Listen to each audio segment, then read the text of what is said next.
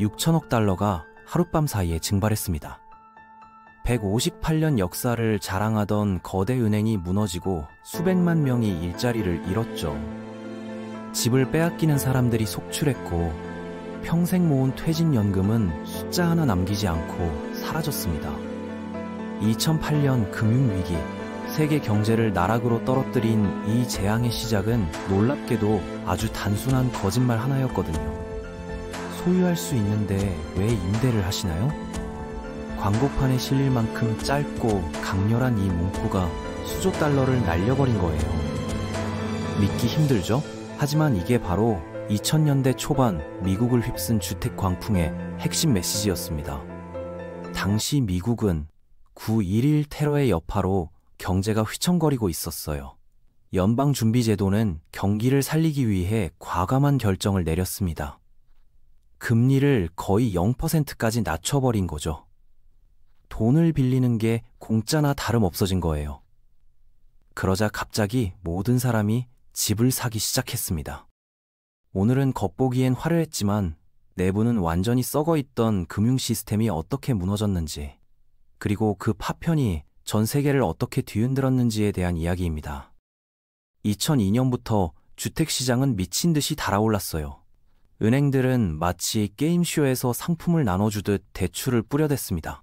신용이 나쁜 사람, 수입이 불안정한 사람, 심지어 직업조차 없는 사람에게도 수십만 달러를 빌려줬죠. 서브프라임 모기지라는 이름으로 포장된 이 대출은 사실상 시한폭탄이었어요. 닌자 대출이라는 게 있었습니다. 무슨 뜻인지 아세요? 수입도 없고 직업도 없고 자산도 없다는 뜻이거든요. 그런데 이런 사람들한테도 대출이 승인됐어요. 맥도날드에서 아르바이트하는 학생이 50만 달짜리 집을 샀고 바리스타가 콘도를 샀습니다. 정상적인 상황이라면 절대 일어날 수 없는 일들이 벌어진 거죠. 대출 기준은 창밖으로 던져버렸어요. 선불금은 선택사항이 됐고 소득증명은 생략됐습니다. 맥박만 뛰고 있으면 모기지를 받을 수 있었죠.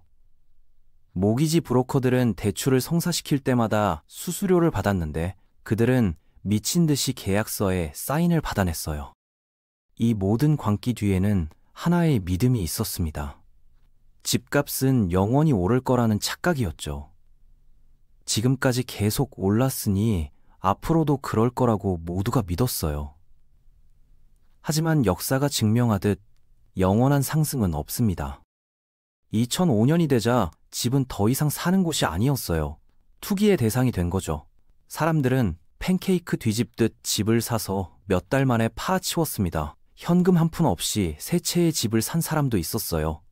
낮에는 선생님으로 일하고 밤에는 콘도를 사고 파는 사람도 있었죠. 전국이 부동산 도박장으로 변했습니다. 가격은 하늘 높은 줄 모르고 치솟았고 더 많은 사람이 뛰어들수록 버블은 더 커졌어요. 이웃집 가치가 6개월 만에 2배로 뛰는 게 일상이었죠. 누구도 이상하다고 생각하지 않았습니다. 하지만 화려한 표면 아래에는 부패가 숨어 있었어요.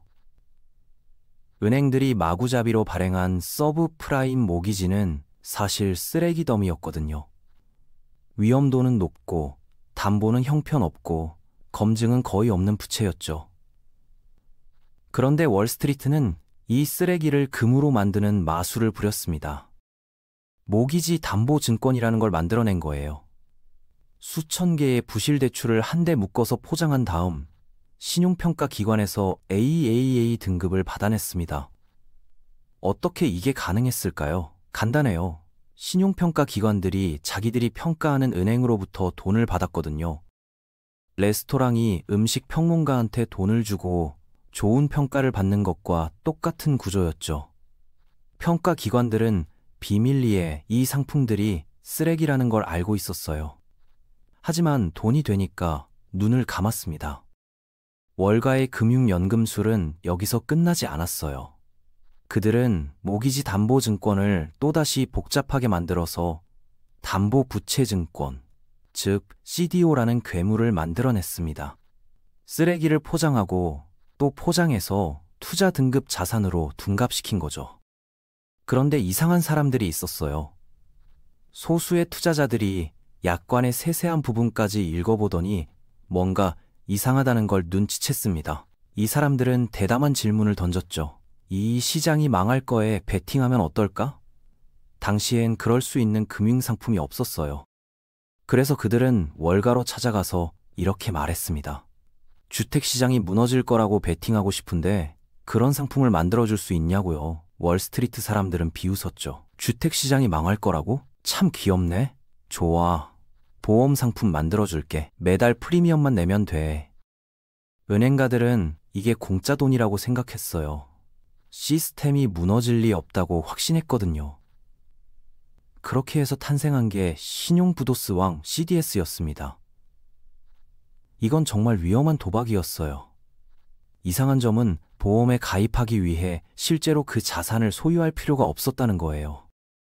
이웃집 할머니의 생명보험에 가입하고 내일 할머니가 계단에서 넘어지기를 응원하는 것과 똑같은 구조였죠. 전체 금융 시스템은 거짓말과 레버리지로 쌓아올린 젠가 타워가 됐습니다. 블록 하나하나가 부실 모기지였고 층마다 더 크고 위험한 도박이 쌓여 있었어요. 고발자들은 무시당했습니다. 규제 당국은 졸고 있었고 책임자들은 너무 부유해서 신경 쓸 수 없었죠. 너무 탐욕스러워서 멈출 수도 없었어요. 파티는 계속됐고 바닥은 조용히 갈라지고 있었습니다. 처음엔 작은 신호들이었어요. 여기저기서 모기지 상환이 밀리기 시작했고 압류가 늘어났습니다. 라스베이거스의 콘도들이 텅텅 비었죠. 그러다가 파도가 밀려왔어요. 상상도 할 수 없던 일이 현실이 됐습니다. 주택 가격이 하락하기 시작한 거예요. 주택 가격은 항상 오른다는 게 상식이었잖아요. 그런데 그게 무너졌어요. 2007년 서브프라임 대출이 폭발하기 시작했습니다. 금융적 화려함으로 포장됐던 위험한 거래들이 연쇄적으로 무너졌죠. 이걸 기반으로 만들어진 모기지 담보증권도 시한폭탄처럼 터졌어요. 안전자산이라고 믿고 포트폴리오를 채웠던 은행들은 갑자기 자신들이 방사능 쓰레기를 들고 있다는 걸 깨달았습니다. AAA 등급이라던 번들이 사실은 금융용 플루토늄이었던 거죠. 공황 상태가 들불처럼 번졌어요. 헤지 펀드가 손실을 냈고 투자 은행들은 수십억 달러를 날렸습니다. 그리고 폭탄이 터졌죠. 158년 역사에 리먼 브라더스가 파산했어요. 구제금융도 없이 그냥 무너졌습니다. 월가 한복판에 6천억 달대짜리 분화구가 생긴 거예요. 메시지는 명확했습니다. 리먼이 죽을 수 있다면 누구나 죽을 수 있다는 거였죠. 하룻밤 사이에 은행들은 서로에게 대출해주기를 거부했어요. 신용시장이 완전히 얼어붙었습니다. 누군가 세계 경제의 플러그를 뽑아버린 것 같았죠. 급여를 지급하려면 대출이 필요한데 은행들은 유동성이 없다며 거절했어요. 기업들이 문을 닫았고 가족들은 주택담보대출을 받을 수 없게 됐습니다. 투자자들은 현금화를 할 수 없었죠. 은퇴자들은 자신의 연금이 실시간으로 증발하는 걸 지켜봤어요. 401k는 토스트가 됐고 평생 저축한 돈이 사라졌습니다. 일자리 시장은 증발했죠. 2008년 말 완전히 붕괴됐어요. 수백만 명이 실업자가 됐고 압류가 급증했습니다. 퇴거 통지서가 스팸 메일처럼 쌓였어요. 급식소는 더 이상 운영될 수 없을 만큼 사람들이 몰렸고 실업사무소는 재난 구호 캠프처럼 보였습니다. 이건 월가만의 화재가 아니었어요. 서민들이 자유낙하를 경험한 거죠. 대공황 이후 최악의 경제 위기가 공식적으로 시작된 겁니다. 미국 정부는 불가능한 선택에 직면했어요. 다 불태워버리든가 아니면 성냥불을 지핀 놈들에게 납세자 돈을 수십억 달러 퍼붓든가. 2008년 10월 그들은 후자를 선택했습니다. 7천억 달러 규모의 문제 자산 구제 프로그램 TARP가 등장했어요. 월가에 공적 자금을 쏟아붓기 시작한 거죠. 왜냐고요? 은행이 너무 커서 망하게 내버려둘 수 없었거든요. 그들이 무너지면 세계 경제 전체가 무너진다는 논리였어요. 정부는 해야 할 일을 했습니다. 헬리콥터에서 돈을 뿌리기 시작했죠? 진짜로요? 대출, 구제금융, 주식 매입, 형태가 뭐든 상관없었어요. 대차 대조표에서 연기가 나면 삼촌쌤이 소방 호스를 들고 달려왔습니다. 은행만 돈을 받은 게 아니었어요. 수조 달러를 쓰레기에 투자했던 보험 대기업 AIG는 1,800억 달 이상을 지원받았습니다.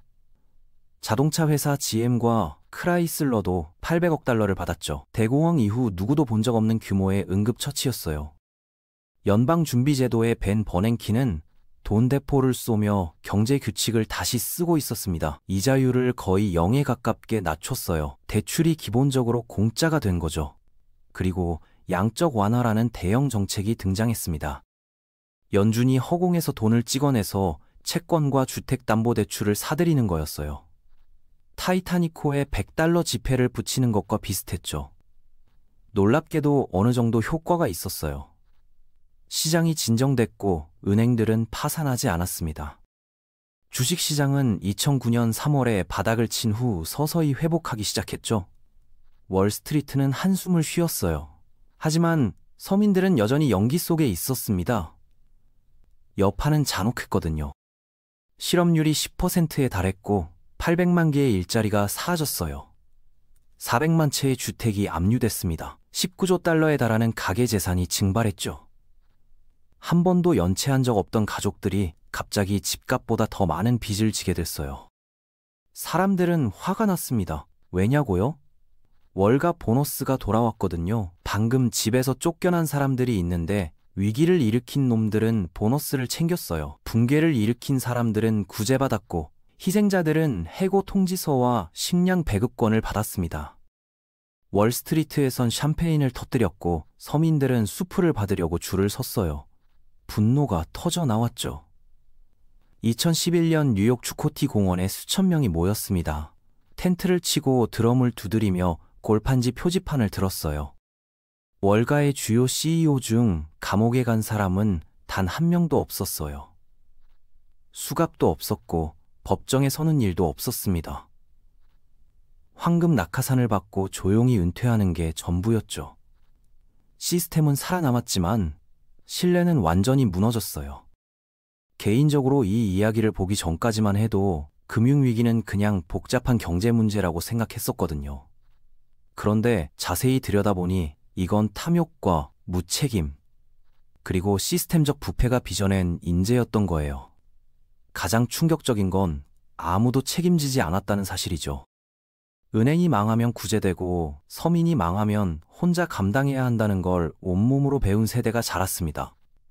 2008년이 우리에게 가르쳐준 게 있다면 다음 위기는 지난번과 다른 모습으로 온다는 거예요. 무해하고 수익성 있어 보이고 불가피해 보이지만 사실은 그렇지 않죠. 앞으로도 비슷한 일이 반복될 가능성이 높아요. 왜냐면 근본적인 구조는 크게 바뀌지 않았거든요. 여전히 큰 은행들은 너무 커서 망하게 내버려 둘 수 없고 여전히 복잡한 금융상품들이 만들어지고 있습니다. 다만 형태만 바뀔 뿐이에요.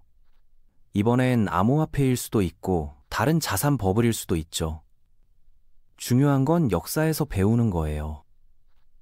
너무 좋아 보이는 투자는 보통 함정이고 모두가 돈을 번다고 할 때가 가장 위험한 순간이라는 걸 기억해야 합니다. 오늘은 한 문장의 거짓말이 어떻게 세계 경제를 무너뜨렸는지, 그리고 그 여파가 지금도 우리 삶에 어떤 영향을 미치고 있는지에 대한 이야기였습니다.